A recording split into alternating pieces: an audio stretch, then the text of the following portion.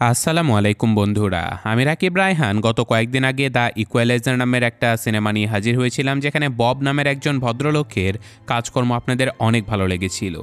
আজকে নিয়ে এসেছি ইকুয়ালাইজার 2, যেটা আরও সুন্দর। তো চলুন বেশি কথা না বাড়িয়ে সরাসরি গল্পে চলে যাওয়া যাক। গল্পের শুরুতে আমরা ববকে দেখতে পাই, কিন্তু যেহেতু আগের পর্বে রোজির থেকে আমরা জানতে পেরেছি যে ববের আসল নাম রবার্ট, তাই এই পর্বে আমরা ববকে রবার্টই ডাকবো। তো যাই হোক, রবার্ট একটা ট্রেনের ভেতরে বসেছিল, যে ট্রেন যাচ্ছিল ইস্তানবুলের দিকে। সে নিজের মতো বই পড়ে সারাটা দিন কাটিয়ে দেয়, আর রাতের বেলা সে নিজের চা খাবার জন্য ট্রেনের বারের ভেতরে চলে যায়। সেখানে পানি নিয়ে চা বানাতে বানাতে পেছন থেকে একজন লোক তাকে দেখে জিজ্ঞাসা করে, কোন দেশ থেকে এসেছো তুমি? রবার্ট তাকে বলে, আমেরিকা। তাই লোকটা আমেরিকান মুসলিম ভেবে রবার্টের সাথে গল্প করতে চলে আসে। সে জিজ্ঞাসা করে যে তুমি কেন এসেছো তুরস্কে? রবার্ট বলে যে আমি আসলে একজন মানুষকে খুঁজছি, যে আমেরিকা থেকে তার নিজেরই মেয়েকে জোর করে তুরস্কে নিয়ে এসেছে।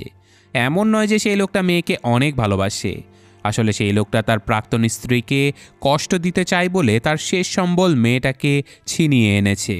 কথাটা শুনে লোকটা বুঝে যায় যে রবার্ট তাকেই খুঁজে চলেছে, কারণ সে নিজেই তার মেয়েকে কিডন্যাপ করেছিল। তো যাই হোক, লোকটা তার সঙ্গীদেরকে এখন বলে রবার্টকে মেরে ফেলতে। কিন্তু রবার্ট কি এতই সস্তা? সে চোখের পলকেই শত্রুদের সকল মুভমেন্ট রেকর্ড করে ফেলে। তারপর এক এক করে সবাইকে মেরে রবার্ট চলে আসে আমির নামের লোকটার কাছে।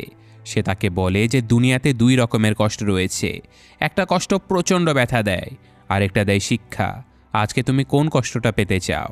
আমির বুঝে যায় যে আজকে শিক্ষা নেওয়াটাই উচিত, তাই সে রবার্টের হাতে নিজের মেয়েকে তুলে দেয়। আর আমরা আমেরিকাতে আগাথা নামের সেই মহিলাকে দেখতে পাই, যে তার মেয়েকে ফিরে পেয়েছিল। আগাথা খুশিতে কান্না করতে থাকে, আর তখন একজন লোক এসে বলে, কে বাচ্চাটাকে তুরস্ক থেকে উদ্ধার করেছে তার কিছুই আমরা জানি না। বাস ৪৫ মিনিট আগে কেউ একজন বাচ্চাটাকে অফিসের সামনে রেখে চলে গেছে। এরপর আমরা দেখতে পাই রবার্ট এখন নিজের জীবিকা নির্বাহ করে ট্যাক্সি চালিয়ে। সে আজকে এসেছিল এক বৃদ্ধকে লিফট দিতে। এই লোকটা একজন রাশিয়ান ছিল, যে কিনা দ্বিতীয় বিশ্বযুদ্ধের সময় পুরো পরিবারকে হারিয়ে এক আমেরিকান দম্পতির দত্তক নেওয়া বাচ্চা হয়ে এই দেশে এসেছিল। তো যাই হোক, এরপর রবার্ট নিজের কাজে বেরিয়ে পড়ে, আর সে একের পর এক অজানা বিভিন্ন মানুষকে লিফট দিতে থাকে। এক একজন মানুষের এক এক রকম ইমোশন ছিল, কেউ তার গাড়িতে খুশি থাকতো, তো কেউ কান্না করত। আর এইসব কিছু দেখতে দেখতেই রবার্টের দিন কেটে যেত। আর আজকে সে কাজ শেষে যখন বাড়ি ফিরে আসে, তখন আমরা দেখতে পাই ফাতিমা নামের এক মুসলিম মহিলার প্রতিবেশী হিসেবে রবার্ট বসবাস করত। সবাই রবার্টকে অনেক ভালো জানত, সে সবার উপকার করত, সবার সাথে হাসি খুশি থাকত। আর আজকের রাতে রবার্ট নিজের ঘরে বসে যথারীতি খাবার রান্না করা, বই পড়া, এই সব কিছুই করছিল। তখনই আমাদের বেলজিয়ামের রাজধানী ব্রাসেলস দেখানো হয়, যেখানে এক লোক অফিস শেষ করে বাড়ি ফিরে এসেছে। কিন্তু ঘরে ঢুকে এসে দেখতে পায় কে বা কারা যেন তার স্ত্রীকে প্রচণ্ড মারধর করেছে। কিছু বুঝে ওঠার আগে কয়েকজন লোক তাদেরকে ধরে ফেলে। ক্যালবার্ট ভয় পেয়ে বলতে থাকে, তোমরা কারা? কেন আমাদের উপরে হামলা করেছো? লোকগুলো বলে, কারণ তোমাদের ছবি আমাদের দেয়া হয়েছে, তোমরা কি করেছো তাতে কিছুই আসে যায় না। এটা বলে এক লোক ক্যালবার্টের সামনে তার স্ত্রীকে গুলি করে মেরে ফেলে। তারপর ক্যালবার্টকে বাধ্য করে নিজের মাথায় গুলি চালানোর জন্য। এদিকে রবার্ট আজ নতুন বই কিনতে একটা লাইব্রেরিতে এসেছিল। সেখানে তার সাথে ওই মহিলাটার দেখা হয়ে যায়, যার বাচ্চাকে সে তুরস্ক থেকে উদ্ধার করেছিল। বাচ্চাটা রবার্টকে দেখেই চিনে ফেলে, কিন্তু রবার্ট তাকে ইশারা করে চুপ থাকতে বলে। এরপর সে বই নিয়ে সেখান থেকে চলে যায়। আর আজকে রাতের বেলা রবার্ট ট্যাক্সি নিয়ে বের হলে একটা 5 স্টার হোটেলের সামনে থেকে তাকে ডেকে পাঠানো হয়। রবার্ট সেখানে গেলে একজন ছেলে একটা মাতাল মেয়েকে গাড়ি তুলে দিয়ে একটা ঠিকানায় মেয়েটাকে নামিয়ে দিতে বলে। রবার্ট মেয়েটাকে দেখে বুঝতে পারে যে ছেলেগুলো হয়তো এই মেয়েটাকে মাদক দিয়ে তারপর কোনো খারাপ কাজ করেছে, তাই সে আবারও ফিরে সেই ছেলেদের রুমে চলে আসে। রবার্ট বলে যে আপনি আমার ট্যাক্সি ভাড়া দেবার জন্য যে ক্রেডিট কার্ড দিয়েছেন সেটা ডিনাই হয়ে গেছে, আমি ভাড়া নিতে এসেছি। ছেলেগুলো রবার্টকে ঘরে ঢুকিয়ে ক্যাশ দিতেই যাচ্ছিল, কিন্তু তখনই রবার্ট বলে, তোমরা যে মেয়েটাকে আমার গাড়িতে তুলে দিয়েছিলে ও অনেক অসুস্থ, আমি ওকে হাসপাতালে ভর্তি করে দিয়েছি। ছেলেগুলো বলে যে ওই মেয়ের যা খুশি হয়ে যাক, তাতে আমাদের কি, আমরা তো ওকে চিনিও না। রবার্ট বলে যে আজ অবধি আমি সবাইকে আমার কথা শোনার একটা চান্স দিয়েছি, কিন্তু আজকে দেব না। বলেই সে একের পর এক সবগুলো ছেলের কারো হাত, কারো পা, তো কারো আঙুল ভেঙে দিতে থাকে। এরপর যাবার আগে সে বলে যায়, আমাকে অবশ্যই 5 স্টার রেটিং দেবে, নয়তো কিন্তু আমি আবারও এসে মারব। এরপর রবার্ট বাড়ি ফিরে আসলে সে দেখতে পায় যে তার ঘরে আলো জ্বলছে। রবার্টও নিজের বন্দুক হাতে নিয়ে প্রস্তুত হয়ে যায়, কিন্তু সে ঘরে ঢুকতেই বুঝতে পারে যে তার বান্ধবী রোজি এসেছে তার সাথে দেখা করতে। রোজি ছিল একমাত্র মানুষ যাকে রবার্ট চোখ বন্ধ করে বিশ্বাস করতে পারত। তারা দুজন আজ একসাথে ডিনার করে অনেক গল্প করে। আসলে রোজি আজকে একটা কাজে বিদেশ যাচ্ছিল, তাই যাবার আগে সে রবার্টের সাথে দেখা করতে এসেছিল। তো গল্প স্বল্প শেষ হলে রবার্ট রোজিকে একটা ট্যাক্সিতে তুলে এয়ারপোর্টে পাঠিয়ে দেয়। এখন পরদিন সকালে ঘুম থেকে উঠে রবার্ট দেখতে পায় যে ফাতিমার হাতে তৈরি সুন্দর বাগানটা কেউ নষ্ট করে ফেলেছে। দেয়ালে কেউ আজে বাজে কথা লিখে গেছে। মন মরা হয়ে ফাতিমা বলতে থাকে কিছু মাতাল বাচ্চারা এইসব করেছে। এইসব শুনে রবার্ট এখন দেয়ালে সে আজে বাজে লেখাগুলো রং করে আরও সুন্দর করার চেষ্টা করছিল, কারণ সে তো আর বাচ্চাদেরকে মারতে পারে না। কিন্তু তখনই সেখানে মাইলস নামের একটা ছেলে চলে আসে। সে রবার্টকে বোঝায় যে তুমি তো ভাড়াটিয়া, দেয়ালে রং করার কাজ তো বাড়িওয়ালার, তুমি কেন কষ্ট করছো? রবার্ট বলে যে আরে কাউকে না কাউকে তো করতেই হবে, আমি না হয় করলাম। মাইলস বলে যে দেখো, তুমি যদি চাও তাহলে আমি এই দেয়ালে অনেক সুন্দর করে আর্ট করে দিতে পারি, কারণ আমি আর্ট স্কুলেরই ছাত্র, কিন্তু আমাকে $400 দিতে হবে। রবার্ট বলে যে আরে তো অনেক বেশি। তো ফাইনালি মাইলস $200 কাজটা করতে রাজি হয়ে যায়, কিন্তু রবার্টের শর্ত ছিল যে আগে স্কুল করে আসতে হবে, নয়তো এই কাজ দেয়া হবে না। এদিকে রোজি তার সহকর্মীদের সাথে ভিডিও কলে মিটিং করতে থাকে। এখানে আমরা জানতে পারি যে ব্রাসেলসে যে লোকটা মারা গিয়েছিল সে রোজির মতো একজন এজেন্ট ছিল, কিন্তু কে বা কারা তাকে মেরেছে এটা তদন্ত করার দায়িত্ব এখন রোজি এবং তার সহকর্মী ডেভের ছিল। তাই তারা দুজন মিটিং করে ফিক্স করে যে আগামীকালই তারা ব্রাসেলসের উদ্দেশ্যে রওনা দেবে। এদিকে আজ রবার্ট সেই বৃদ্ধ স্যামুয়েলের সাথে সমুদ্রের পাড়ে বসে গল্প করছিল। স্যাম বলতে থাকে, জানো রবার্ট, আমার যখন 9 বছর বয়স তখনই যুদ্ধ শুরু হয়ে যায়। আমার বাবা মা মারা যায়। আমি আর আমার ছোট বোন যখন বাঁচার চেষ্টা করছিলাম তখন একদল সমাজকর্মী আমাদের ক্যাম্পে নিয়ে যায়, কিন্তু আমাদের 2 ভাই বোনকে তারা আলাদা আলাদা ক্যাম্পে রেখে দেয়। সেই দিনের পর থেকে আজ অবধি আমি আমার বোনকে খুঁজেই পাইনি।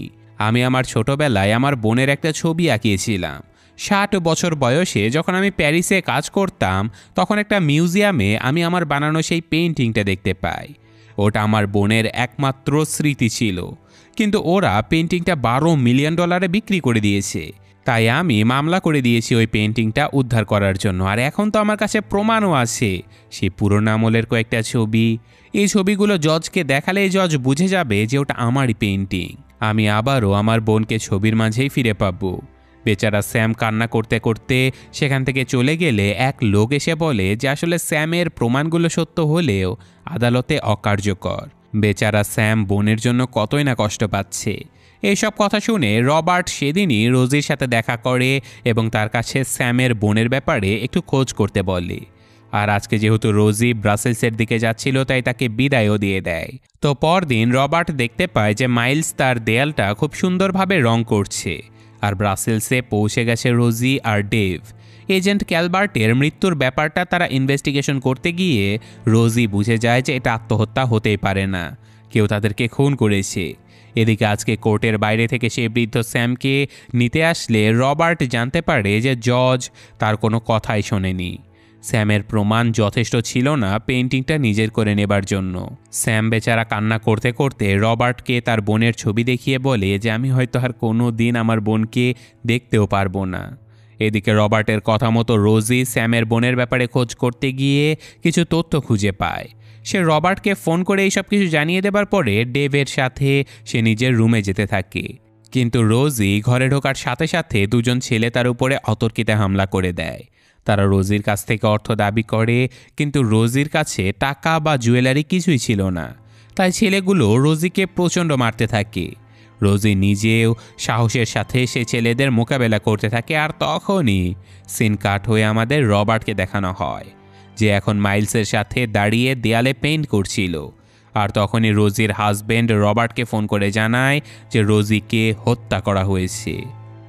রবার্টের মাথায় তো রীতিমতো আকাশ ভেঙে পড়ে।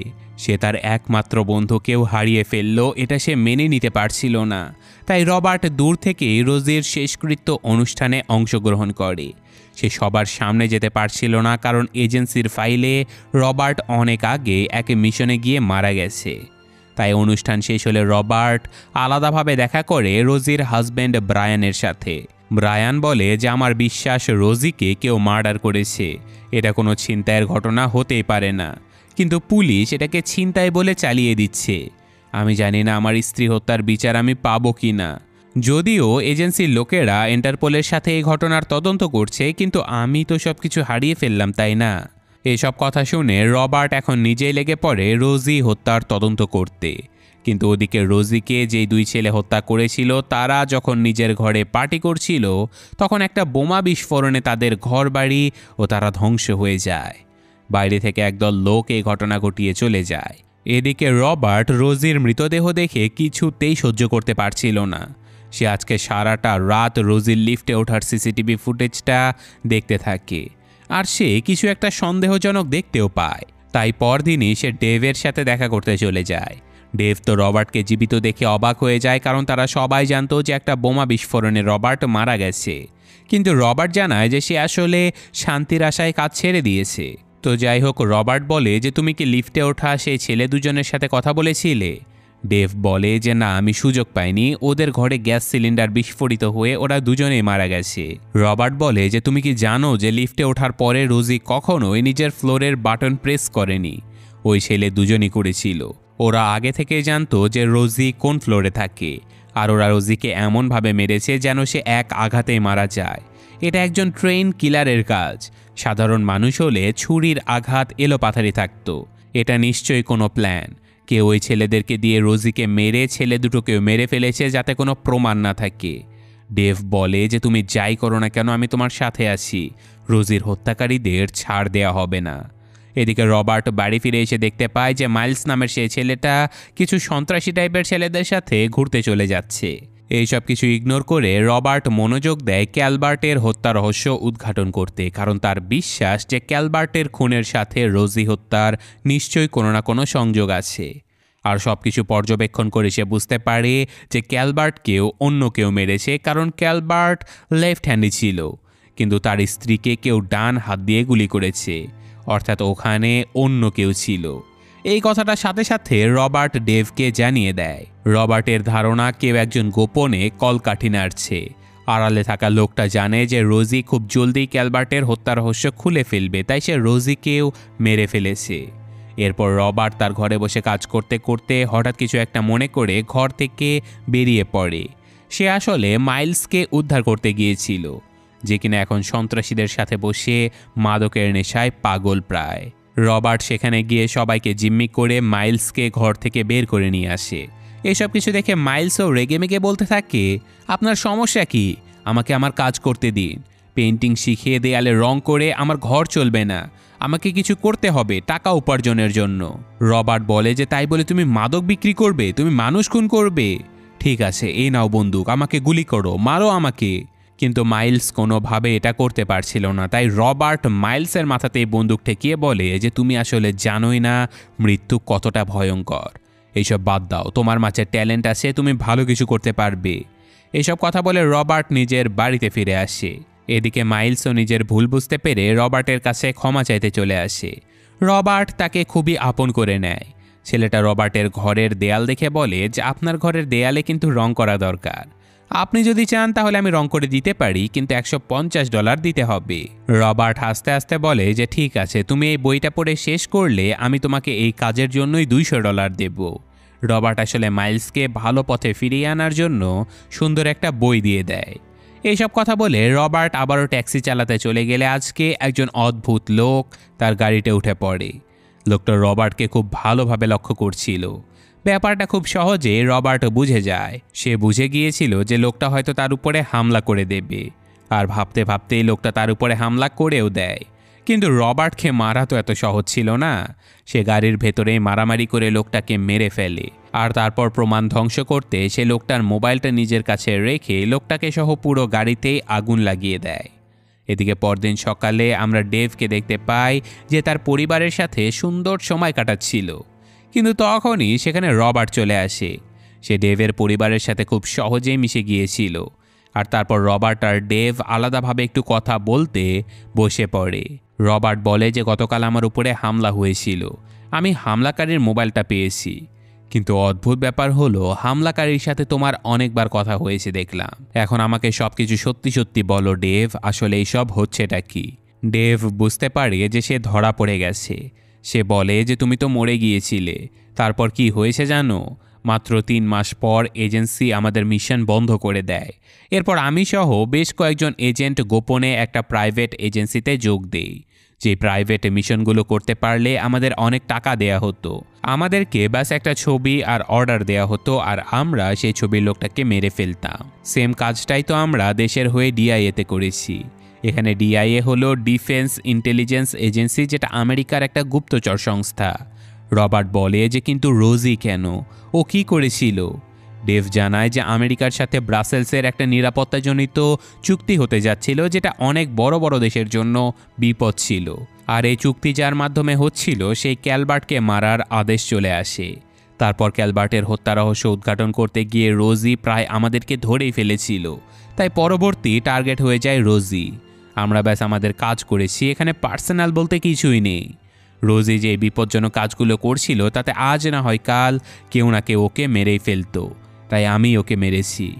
হ্যাঁ, সেদিন আসলে ওই 2 ছেলের হামলার পরেও রোজি বেঁচে ছিল, কিন্তু পরে ডেভ রোজিকে নিজ হাতে মেরেছে। এই কথা শুনে রবার্ট ডেভের সাথে বাইরে বেরিয়ে আসে, আর সেখানে তার কিছু পুরনো এজেন্ট বন্ধুদের সাথে দেখা হয়ে যায়, যারা সবাই গোপনে কোনো একটা প্রাইভেট এজেন্সির হয়ে ক্যালবার্ট আর রোজিকে মেরে ফেলেছে। রবার্ট বলে যে তোমাদের জন্য সবথেকে বড় আফসোস হলো তোমরা আমার বন্ধুকে মেরে ফেলেছো, আর আমার জন্য সবচেয়ে বড় আফসোস হলো আমি ব্যাস তোমাদেরকে একবারই মারতে পারবো। এরপর রবার্ট ডেভের স্ত্রী এবং সন্তানদের সাথে বাড়িতে ফিরে যায়। এরপর আমরা দেখতে পাই যে ডেভ তার দলবল পাঠিয়েছিল রোজির হাজব্যান্ড ব্রায়ানকে মারতে।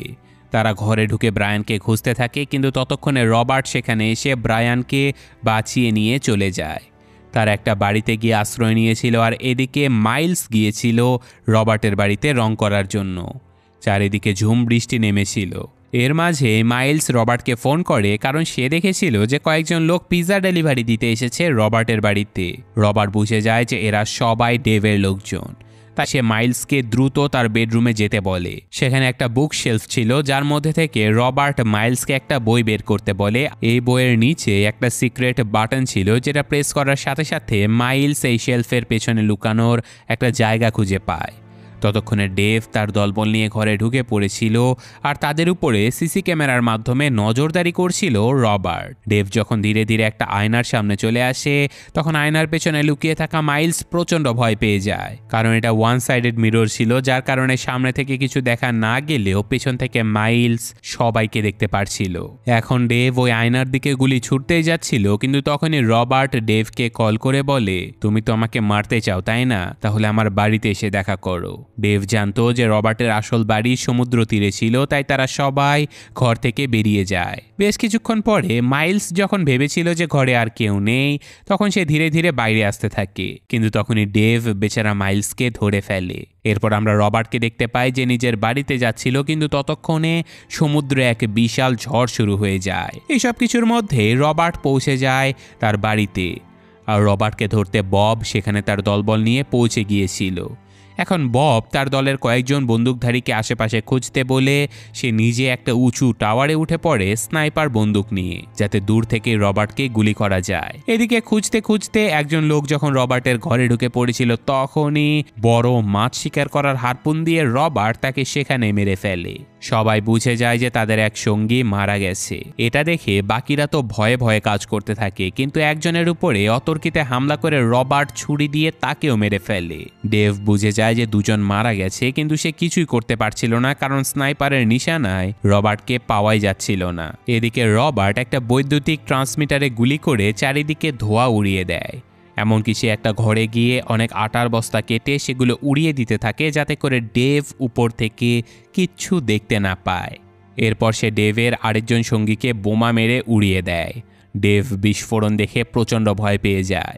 সে এখন যে কোনো মূল্যে রবার্টকে মারতে চাচ্ছিল, তাই সে রবার্টকে কল দিয়ে বলে যে অনেক হয়েছে রবার্ট, এবার সামনে আসো, আমি তোমার বাড়ি থেকে ওই ছেলেটাকে তুলে এনেছি, তুমি যদি সামনে না আসো তাহলে গাড়ির ডিকিতে রাখা ছেলেটাকে আমি গুলি করে মেরে ফেলবো।